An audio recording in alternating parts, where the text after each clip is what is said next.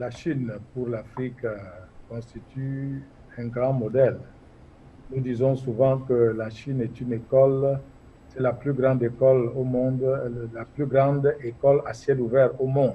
Nous admirons et saluons toujours, n'est-ce pas, tous ceux qui ont travaillé à donner à la Chine la fierté qu'elle peut afficher aujourd'hui.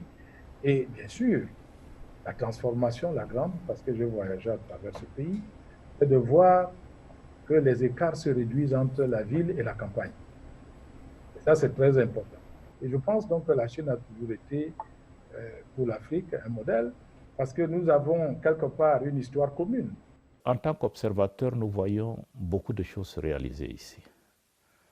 D'abord dans le domaine de l'intégration régionale, c'est-à-dire que des projets qui s'implantent un peu partout à l'intérieur du pays et de façon tout à fait coordonnée.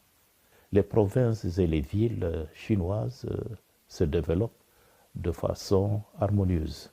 Et cette harmonie, cette coordination, évidemment, doit constituer un exemple pour nos pays africains, dans la mesure où il existe en Afrique une certaine disparité. La première observation à faire sur ce point, c'est que l'objectif a été atteint avec 10 années d'avance. C'est la preuve de ce que la Chine, sous la conduite du Parti communiste chinois et de son secrétaire général, le camarade Xi Jinping, ont fait beaucoup d'efforts.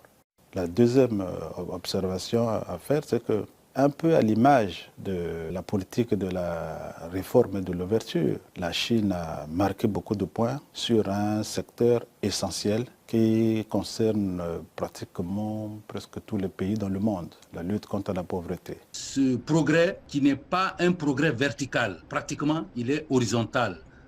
Le développement chinois est harmonieux et équilibré. Et il est équilibré entre, par exemple, la région de la capitale et les régions des provinces. La réalisation des objectifs de développement pour l'ensemble des Chinois est un objectif global. Mais la sortie, continuer à sortir de nombreux Chinois de la pauvreté pour atteindre un niveau de développement aisé, constitue un objectif également à atteindre. Aujourd'hui, les résultats qui sont obtenus par la Chine dans ce domaine constituent un modèle même pour l'Organisation du système des Nations Unies, pour faire en sorte que des pays comme les nôtres, par exemple les pays africains, puissent s'en inspirer afin de sortir, de parvenir à sortir plusieurs catégories de population qui sont aujourd'hui sous le seuil de pauvreté de cette situation.